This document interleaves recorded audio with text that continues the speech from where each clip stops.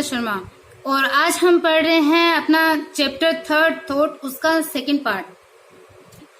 तो इसके अंदर मैंने आपको बताया था कि किस प्रकार से स्टोरी है वो अपने फ्रेंड को नरेट कर रहा है और यहाँ पे राइटर वो अपने फ्रेंड की स्टोरी को हमें बता रहा है कि कैसे उसने अपने आत्मा के साथ उसने किस प्रकार से सौदेबाजी करी। उसने 10 शिलिंग्स में एक टर्नर का जो एक ड्राइंग है उसको खरीदा और उसको 49 पाउंड 10 में उसने वो बेच दिया था।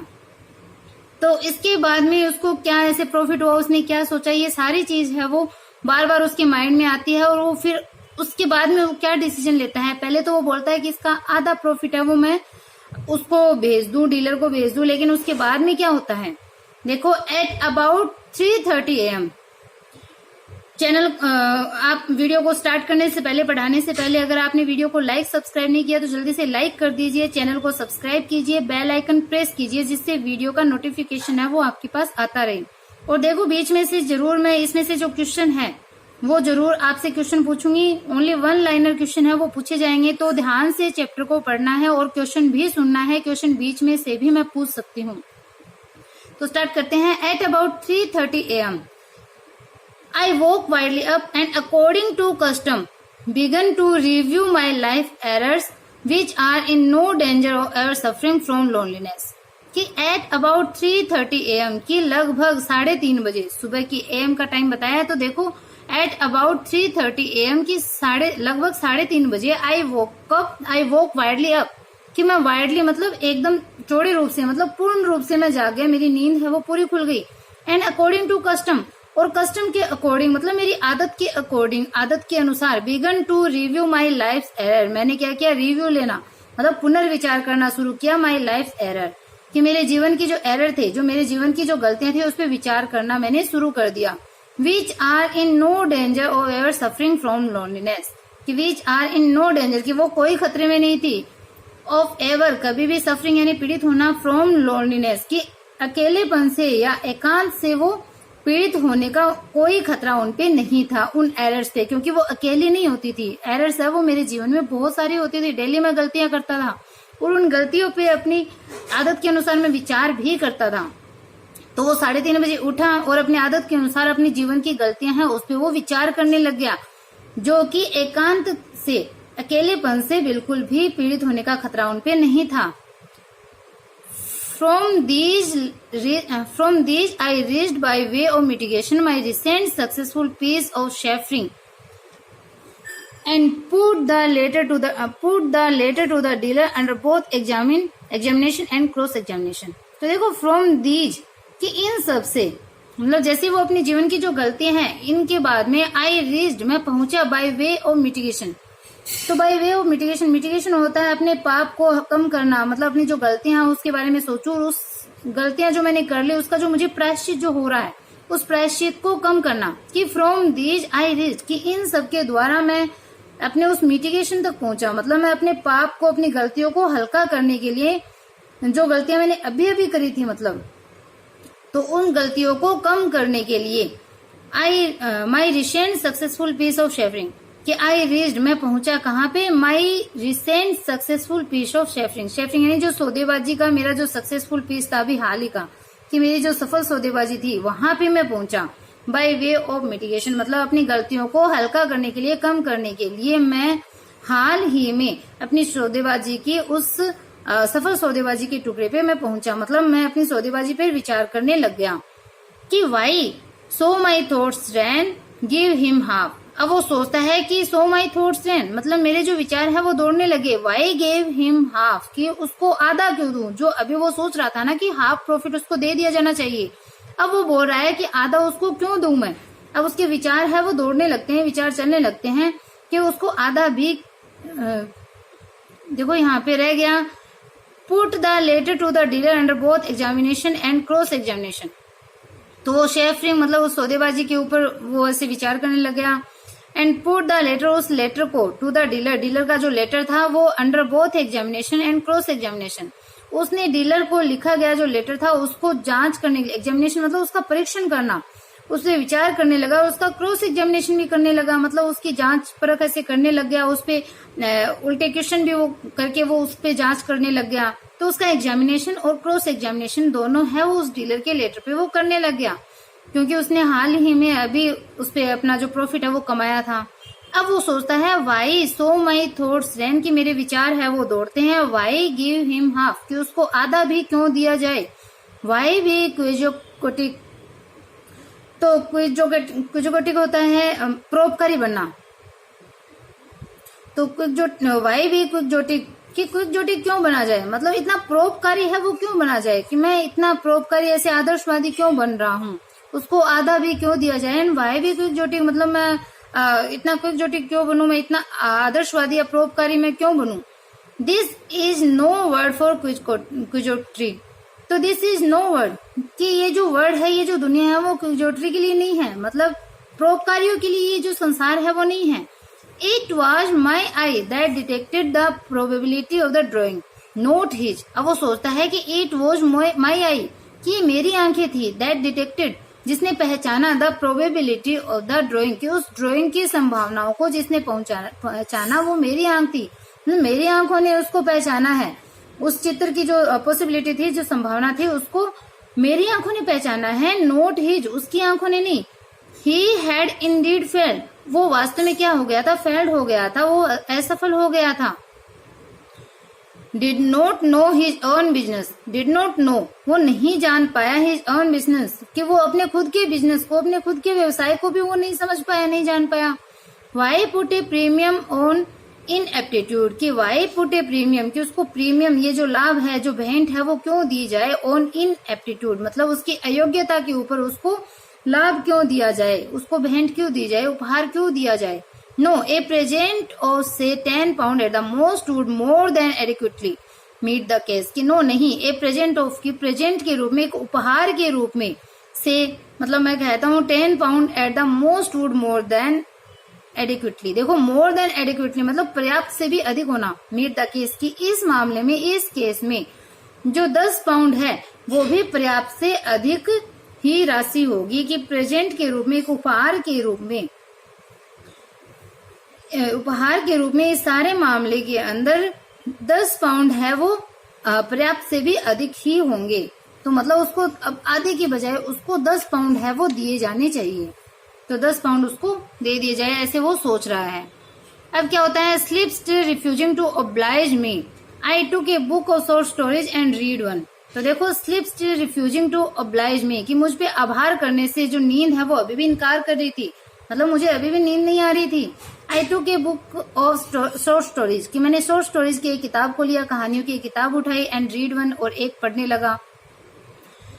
Then I closed my eyes again and again began to think about the dealer, तो देखो then I closed my eyes again, मैंने दोबारा से अपनी आंखें बंद कर ली, and again began to think about the dealer, और उस डीलर के बारे में दोबारा सोचने लग गया, दोबारा सोचना मैंने शुरू कर दिया, कि वाई क्यों, सो माई थॉट्स रैन, कि मेरे विचार है वो इस प्रकार से दौड़े, सो माई थॉट्स, की इस प्रकार से जो मेरे विचार थे वो रैन यानी दौड़ने लग गए, कि वाई सेंड हिम 10 पाउंड, कि उसको 10 पाउंड भी क्यों भेजे जाए, उसको 10 पाउंड भी क्यों भेजे जाए। It will only give him a wrong idea of his customers, none other of whom would be so fair, so sporting as I, तो देखो वो क्या सोचता है कि it will only give him a wrong idea of his customers, कि उसके customers को लेकर के, उसके ग्राहक को लेकर के ये उसे रॉन्ग आइडिया देगा, एक गलत विचार है वो उसको देगा, अपने ग्राहकों के बारे में गलत विचार है वो उसको आएंगे। किस प्रकार से, कि अगर मैं जैसे प्रॉफिट में से उसको जैसे गिफ्ट दे रहा हूँ, जैसे उसको भेंट दे रहा हूँ, उपहार दे रहा हूँ, तो और जो उसके खरीदार है और जो उसके परचेजर है, उसकी ड्राइंग्स को जो खरीद रहे हैं, वो भी प्रॉफिट में से उसको कुछ ना कुछ भेजेंगे, तो ऐसे उसको गलत विचार आएंगे। तो it will only give him a wrong idea of his customers, के अपने ग्राहकों के बारे में उसको गलत विचार है वो देंगे, तो इतने 10 पाउंड में मैं उसको क्यों भेजूं। None other of whom would be so fair so sporting as I, कि कोई दूसरा है वो इतना अच्छा और इतना स्पोर्टिंग मतलब इतना हेल्प करने वाला उदार है वो नहीं होगा एज आई, जैसे कि मैं हूँ। ही विल एक्सपेक्टेड, कि ही विल एक्सपेक्टेड वो आशा करेगा, सिमिलर लेटर्स एवरी डे, कि वो प्रतिदिन इसी सेम लेटर्स को, सेम पत्रों की वो आशा करेगा। एंड बी डिसअपॉइंटेड, और वो डिसअपॉइंट हो जाएगा, वो निराश हो जाएगा। And then he will become embittered, and then और फिर ही विल बिकम एम्बिटर्ड, वो एम्बिटर्ड मतलब एकदम कड़वाहट से भर जाएगा, कड़वाहट से भरा हुआ हो जाएगा। And go down the well of tears A miserable creature, and go down वो चला जाएगा वेल ऑफ टीयर्स आंसुओं की घाटी में, ए मिजरेबल क्रिएचर कि एक दयनीय क्रिएचर के रूप में, दयनीय प्राणी के रूप में आंसुओं की घाटियों में, दुखों की घाटी में वो चला जाएगा, मतलब एकदम दुखपूर्ण उसका जीवन है वो हो जाएगा। He looked a nice old man too, कि वो एक अच्छा बूढ़ा आदमी दिखाई दिया था। पीटी ने a crime to injure such a nature, no 10 pound is absurd. अब वो सोच रहे ऐसे उसके विचार चल रहे हैं तो वो बोलता है कि पीटी ने एक क्राइम, कि एक दया नहीं होगी, एक क्राइम होगा to injure such a nature, कि इस प्रकार के नेचर को, मतलब इस प्रकार के व्यक्ति को, एक अच्छे आदमी को इस प्रकार से इंजर करना, इस प्रकार से चोट पहुंचाना है वो दया नहीं, एक क्राइम होगा, एक मतलब अपराध होगा। नो नहीं, 10 पाउंड इज अब्सर्ड, कि 10 पाउंड है वो अब्सर्ड है, वो घृणास्पद है, बकवास है, फालतू की चीज है। 5 वुड बी प्लेंटी, 5 पाउंड है वो भी प्लेंटी है, बहुत है। 10 would put him above himself, जो 10 पाउंड है वो उसको क्या कर देंगे, पुट हिम उसको ले जाएंगे, अबव हिमसेल्फ उसे अपने आप से ऊपर ले जाएंगे, मतलब वो एकदम ऊंचा उठ जाएगा, ऐसे सोचने लग जाएगा कि मैं तो पता नहीं क्या हूं,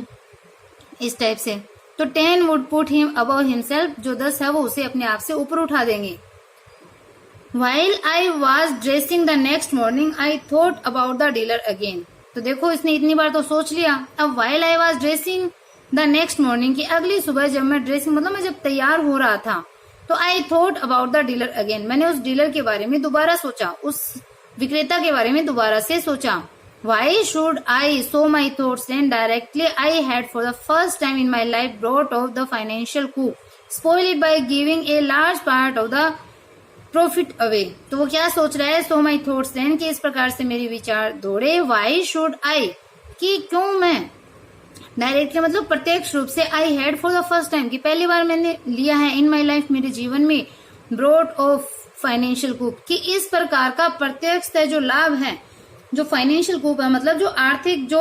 सफलता है वो पहली बार मेरे जीवन में मुझे मिली है। तो why should I spoil it by giving a large part of the profit away, तो इस प्रॉफिट के बड़े पार्ट को ऐसे देकर के मैं क्यों स्पॉइल करूं, मैं क्यों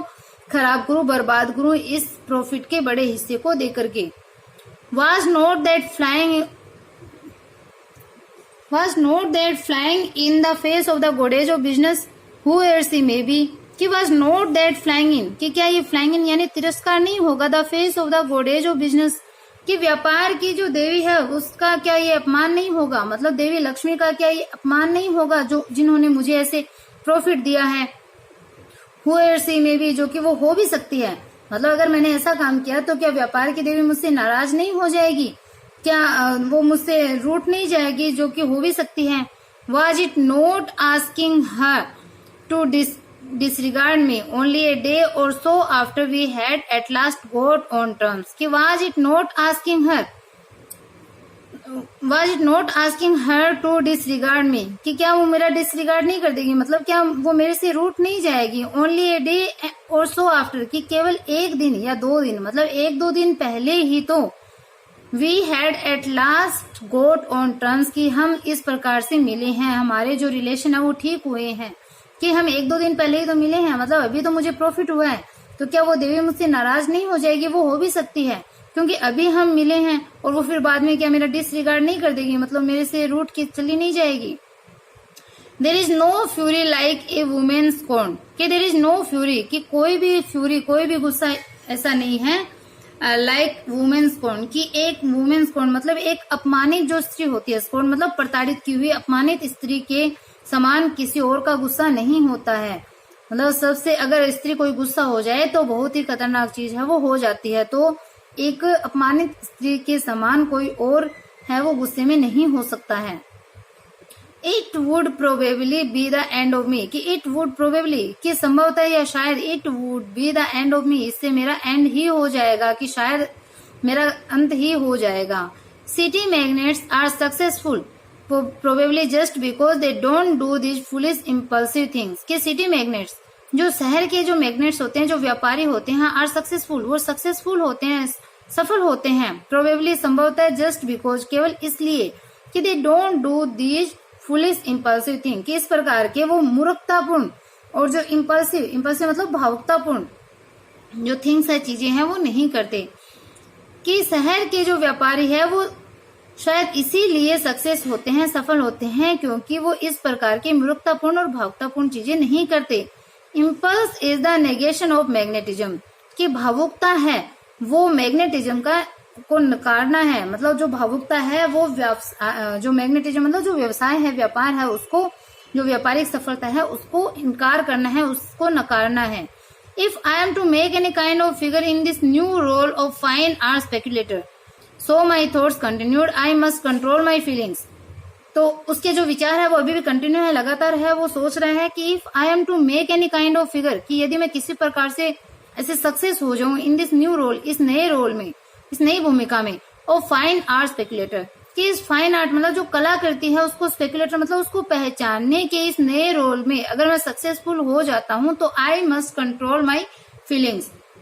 तो मुझे मेरी जो फीलिंग्स है, भावनाएं हैं, उस पर कंट्रोल करना होगा। नो नहीं, 5 पाउंड इज अबसर्ड, कि जो 5 पाउंड है, 5 पाउंड है, वो बकवास है, वो घृणास्पद है। A douceur of 1 pound will meet the case, कि इस मामले में ए डूसर ऑफ 1 पाउंड, कि 1 पाउंड का जो डूसर है, जो भेंट है, वो क्या है, इस मामले में 1 पाउंड की भेंट देना ही वो सही है।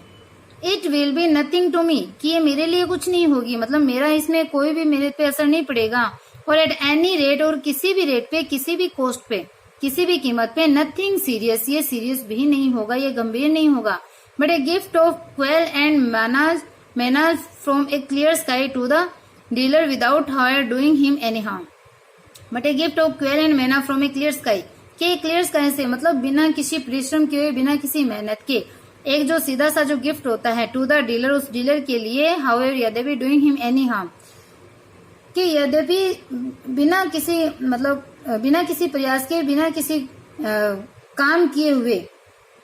जो इस प्रकार का जो गिफ्ट है वो उसको भी कोई चोट नहीं पहुंचाएगा। मतलब जो अभी ऐसे सोच रहा था ना कि ऐसे उस डीलर में रॉन्ग आइडिया आने लग जाएंगे, वो कड़वाहट से भर जाएगा, उसका अंत हो जाएगा इस प्रकार से, तो ये बोल रहा है कि इससे मेरे पे भी कोई असर नहीं होगा, कोई गंभीरतापूर्ण काम भी नहीं होगा, कुछ सीरियस नहीं होगा। और ये जो राशि है जो उसको बिना प्रयास किए मिल रही है, तो इतना जो एडूसर 1 पाउंड जो है, उससे वो जो गिफ्ट है वो उसको भी कोई हार्म नहीं पहुंचाएगा, उसको भी इससे कोई नुकसान नहीं होगा उस डीलर को। A pound will be ample accompanied by a brief note, कि एक जो पाउंड है वो पर्याप्त होगा, 1 पाउंड है वो पर्याप्त, एम्पल होता है पर्याप्त, एक्कम्पनीड बाय ए ब्रीफ नोट, एक छोटे से नोट के साथ में 1 पाउंड है वो पर्याप्त होगा।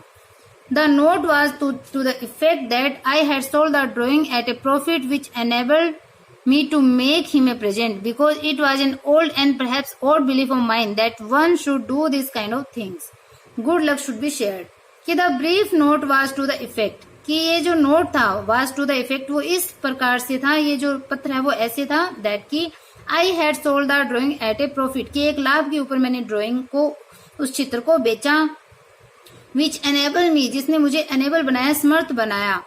To make him a present, कि जिसने मुझे आपको प्रेजेंट देने के योग्य बनाया, आपको भेंट प्रदान करने के योग्य है, वो उसने मुझे बनाया, इतना प्रॉफिट उस ड्राइंग ने मुझे दिया। Because it was an old and perhaps old belief of mine, क्योंकि ये मेरा एक